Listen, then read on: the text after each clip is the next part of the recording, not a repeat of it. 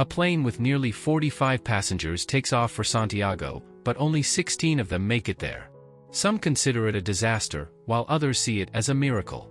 But the real story is hidden in the Andes Mountains. The temperature and environment there are not suitable for human habitation.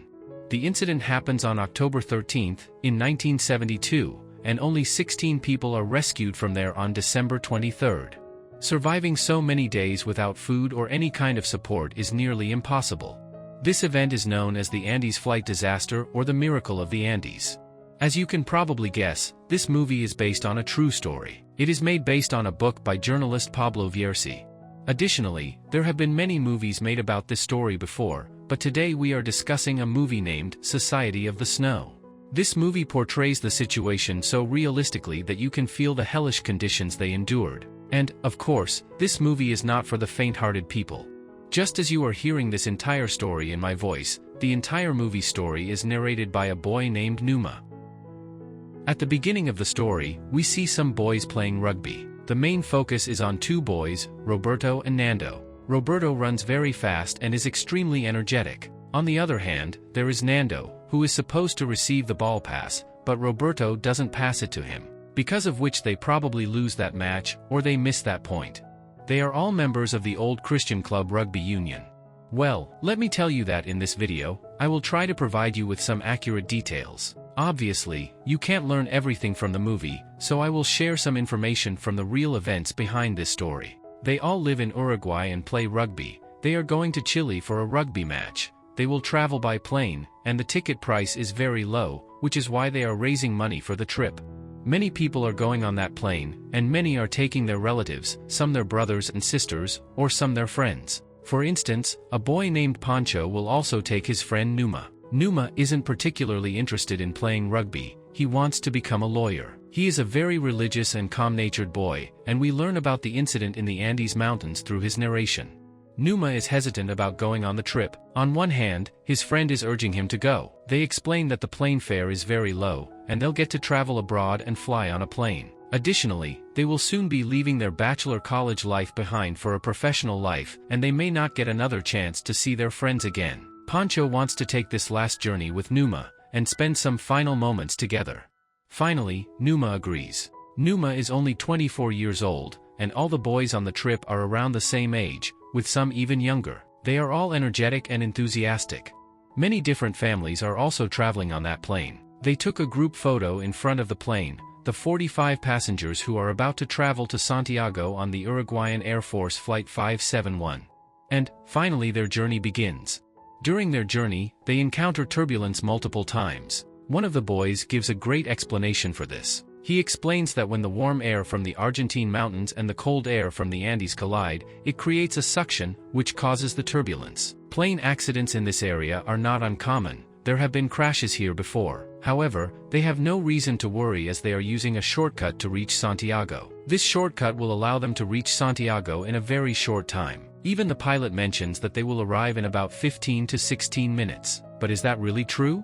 Well, the movie doesn't mention this, but according to what I read on Wikipedia, the pilot of this plane was very inexperienced. The route he took was extremely dangerous, with blizzard winds and zero visibility. He couldn't even see what was ahead of him. As a result, there were tall mountain peaks ahead of them, and the plane collided with them, causing the plane to break into two pieces. The tail section completely separated, and many people have gone out with it. This made finding their bodies extremely difficult. The remaining passengers who are still seated manage to survive somehow, and the front part of the plane finally stops in a desolate area in the mountains. As you all know, when a bus or a car suddenly stops while moving at high speed, the situation can be quite dire. Now imagine the speed of the plane. Those who were in the front half of the plane face a terrifying accident. Each seat crashes into the other, and the plane's parts are completely crushed. And the condition of the people inside, many of their bodies are literally crushed. Amidst the heavy metal and wreckage, human flesh and bones are nothing. Many people died on the spot, and many are injured and crying out in pain. However, a few boys have survived, but for how long? They try to communicate for help using the radio, but the radio communication is down, because the back half of the plane where the radio equipment was, is missing. No one knows where the separated tail section has landed. The pilot, he is in a very bloody state and likely won't survive. He wants to say something. Numa brings his ear close to the pilot's mouth. The pilot says, "May God save you." And then he dies. The pilot also knows that no one will come to their rescue. They are stranded in a desolate part of the Andes Mountains. The harsh environment and weather conditions there will certainly not allow these people to survive. They somehow manage to survive a night amidst the blizzard and extreme cold. The next morning, everyone gathers the dead bodies in one place. About 11 to 12 people have already died. The injured are brought into the sunlight, and they start opening the suitcases to check for any food because they need something to eat to survive. Unfortunately, the amount of food is very limited. As they are trying to figure out what to do, they hear the sound of a plane overhead. Everyone starts shouting, but can the plane in the sky hear their cries? Certainly not. Time passes, and they get through 2 more days. Marcelo is a boy who remains hopeful. While many are losing hope, Marcelo insists that they will be rescued and that help is on the way. Meanwhile, Nando, who is now conscious, learns that their plane has crashed and they have been stranded for almost 3 days in this mountain. His sister Susie is also critically injured, and their mother has died in the crash. Nando remembers his father telling him at the airport to take care of his family. Now, who will he take care of? They create various signals with their bags so that they can be seen from the sky. They even spot a plane, which is likely searching for them.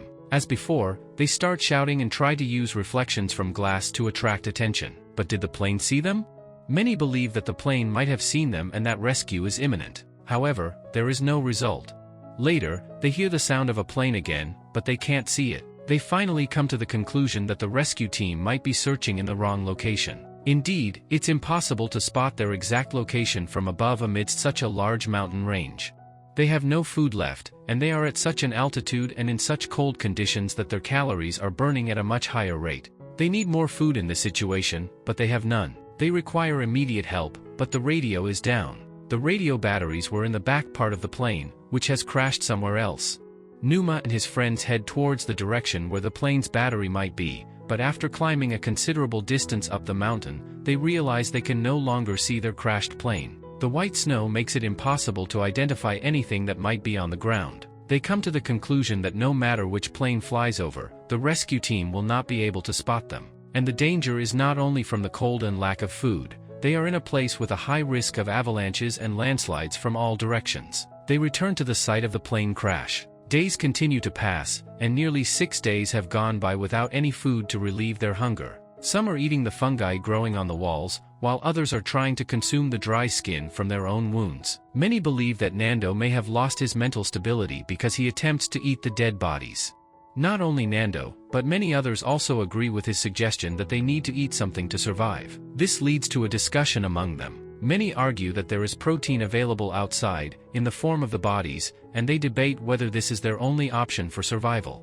Their bodies are dehydrating, their urine is turning black, at least they need something to eat to stay alive. However, the question arises, is it right to do this? Many question whether it is morally acceptable or legal to consume human flesh. Many of them have the question that it is not right, it is illegal, you can't just eat human flesh for survival. However, when it comes to survival, concepts like morality and legality often lose their significance. Here, another question arises, who will perform the horrifying task of preparing the bodies for eat? They need to consume human flesh, but who will do the cutting? After nearly 8 days, they are trying to survive by eating shoelaces, leather. Many of the boys start writing letters to their families. Gustavo writes to his mother, explaining that he and his friends are trapped in a place. It's a beautiful spot among the mountains, beautiful in the sense of being a pristine environment untouched by human hands. And it's a place where humans cannot survive. Nando's sister Susie, who is only 20 years old, she dies. Nando himself buries his sister in the snow. Days continue to pass, with each night bringing snowstorms and the cries of the survivors. Some are crying out from hunger, while others have lost their mental stability. Overall, no one wants to die, but hope for survival seems elusive. The following day, everyone agrees that they will eat human flesh. They choose cannibalism as their only option for survival. Here, faith and morals no longer hold any value. While some people are cutting up the bodies to eat, Marcelo and others are praying to God, knowing they are committing a sin. Even those who initially resolve not to partake in such a grievous act succumb to their desperation and agree to eat human flesh. Present at the scene was Strauch's cousin, whose task was the most arduous, tearing the clothes from the dead bodies to extract the human flesh. This was truly a task that no one else could handle. They carried out this grim work in secret, away from the others, so that everyone could eat and survive. But here's the thing, the few people who are still alive, about 23 to 24 individuals, are holding on solely to the hope that someone might come to rescue them. What will happen when that hope fades, or when their will to survive is completely extinguished? One morning, they find a bag that had possibly fallen from the plane, and inside it is a radio. Someone manages to fix the radio. Fortunately, they receive a signal. They keep the radio on, hoping to hear any updates about their situation or if anyone is coming to rescue them. On the radio, they hear that the search and rescue operation for the crash victims has been called off. The government has declared that it is unlikely anyone has survived. Consequently, the search operation is suspended for a period of time, and it might resume at a later date. Marcelo, who had been the beacon of hope among the boys, loses his spark of optimism. They realize that if they are to survive, they must find a way on their own. They need to locate the batteries for the radio so they can call for help. With steely determination, Numa and 2 others set out on the challenging journey. Their trek is long and arduous, and they encounter many bodies of those who died in the crash. They need to climb to the top of the mountain, but if they can survive during the day, what will they do at night?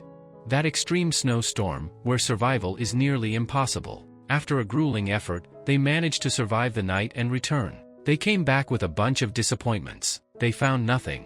The snow-covered mountains surround them, but they do not locate the remaining parts of the plane or the radio batteries they need. On the other hand, Numa does not want to eat the meat, because, in the beginning we saw that Numa was a religious boy. The idea of eating human flesh still seems sinful to him. However, in order to survive, he is forced to eat the meat. The narrator of this entire story, who is Numa, is also gradually giving up hope of survival. He notices that Nando is still fighting to stay alive. He firmly believes that beyond these mountains, there might be a green valley where people live. Since no one can come to rescue them from there, they have to cross the mountains themselves. But extreme hunger and cold are not their only enemies. They have another enemy as well. Whenever the boys are sitting there and trying to laugh a little, trying to forget their sorrow for a moment, a landslide occurs. Many boys are crushed under the landslide, and many of them die. Marcelo was among them. We learn from Numa that Marcelo is no longer feeling any pain. Marcelo was the boy who had been optimistic from the beginning that someone would surely come to rescue them. But now he will no longer suffer, as he can no longer feel anything. Their plane has been crushed under the landslide. They are buried deep under the snow. Because of this landslide, nearly 8 people have died. Their number of friends is dwindling one by one. They remain trapped under the snow. Days are passing, and they have already spent about 18 days. They are suffering from hunger. They need to eat something, but the dead bodies are also lying outside. What will they do now? Well, there is no place for emotion here. They need to eat to survive. The people who recently died, who were perhaps their friends just hours ago, are the ones whose flesh they now need to eat. Anyway, somehow they manage to get out of the plane, which is trapped under the snow. On the other hand, Numa notices that there is a cut on one spot of his foot, but he cannot feel that area. Even though they have managed to avoid hunger, how will they protect themselves from disease? Arturo is slowly becoming ill, his wounds are infected. Gustavo tells Roberto that they can't continue surviving like this for much longer. They are burying one dead body after another almost every day. They can't go on like this forever. Roberto, who was a fierce rugby player, is the most energetic player on the team. He was seen at the beginning of the story running ahead with the ball in hand, and he will have to continue leading them even today. While everyone is losing hope of survival, at least he has to take on this responsibility and be a beacon of hope for them.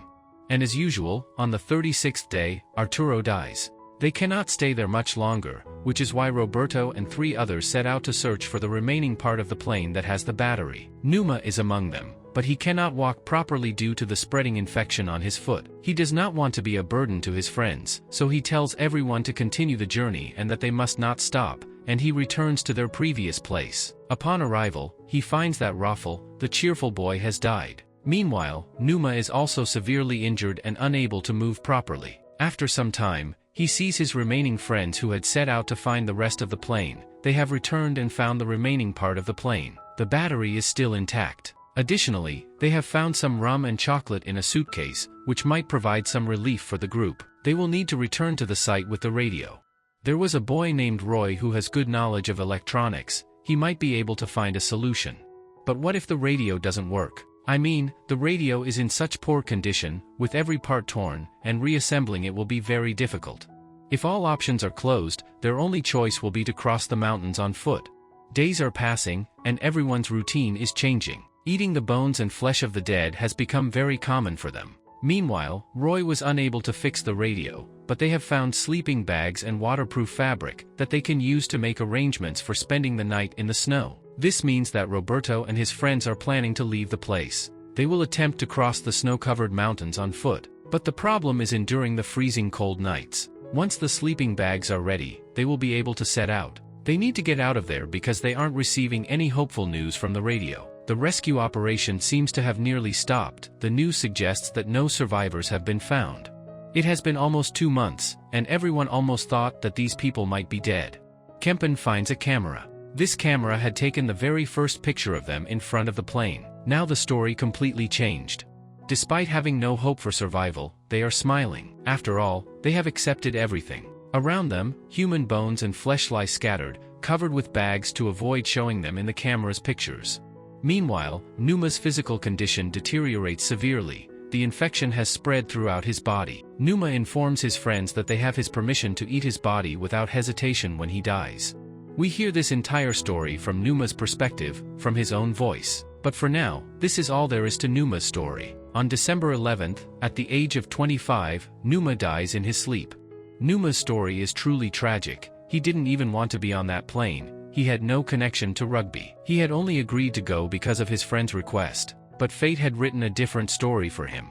Numa wrote a note stating that there is no greater love than giving one's life for a friend. Seeing this note, Roberto decides that they will leave the next day. They cannot delay any longer. So the next day, Roberto and 2 of his friends set out to cross the snow-covered mountains. After a long journey, they reach the peak of the mountain and realize that the mountain seems endless. They cannot see any sign of Greenland in any direction. Everyone gives up, but Nando remains hopeful. He knows that returning to their previous location means only death awaits them. Whether sooner or later, they will die, but they must at least make a last attempt to survive. He hopes that after crossing a few more mountains, they might find a green valley. It will be a journey of about 12 to 15 days, and Roberto agrees to go with him. Their third friend decides not to join them because they need to conserve their food supply for at least 15 days. He returns to the plane, while Roberto and Nando set off to cross the mountains. But the journey was not easy for them. They travel tirelessly day after day, covering about 38 miles, 61 kilometers. This long-distance journey not a matter of joke. With the little energy they have left, they eventually reach a place where they find water. A small river, a stream, flows through the area. They start drinking the water, and that's when Nando's face lights up with a smile as he spots a lizard, indicating that there are animals in the area. But Roberto is even more amazed. He sees what seems like a divine sight. A man in a hat is sitting on horseback across the river. Due to the noise of the river, they can't hear each other, so they use notes tied to stones and throw them across the river to communicate. They inform the man of their situation. They have now entered Chile, and the man across the river immediately notifies his senior officers. Roberto and Nando are rescued shortly thereafter. Within a few moments, reporters also arrive at the scene, and the news spreads everywhere. The rest of the people who were at the crash site also hear the news through the radio. They are overjoyed that rescue is finally on the way. One by one, rescue helicopters set off to save the people trapped in the Andes mountain. The names of each survivor are announced, and their families receive the news. Everyone is very happy that they will finally be rescued. However, despite being alive, they have endured over 2 months of hellish conditions, with the remains of their deceased friends lying around them, the very people they had to eat to survive.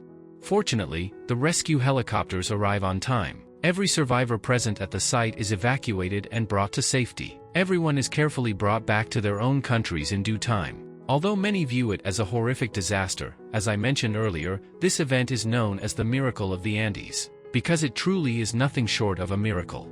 More than 2 months have passed, 72 days in total. Their plane took off on October 13th, and it is now December 23rd. These people are nothing short of magical. Those who have returned meet their parents and loved ones.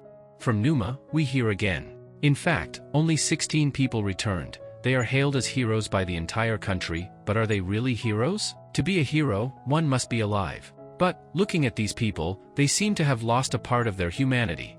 In reality, whatever they have seen in these 72 days, the way they have survived, at least the humanity inside them has died. And this is where the film Society of the Snow, based on true events, comes to an end. Well, I found this movie to be fantastic. And for those of you who have seen the movie, there's no need to tell you. I always encourage people to watch movies because there are some things you just can't experience in a 15 to 20 minute clip. I mean, people who don't watch movies miss out on a lot. The acting, the music, the thrill, these elements can't be captured in a short video. And that's why I always urge you to watch movies. There's nothing more to say about the story of this movie, which is based on true events, but the way each actor's performance and the music are narrated in every scene transforms it into one of the best survival movies.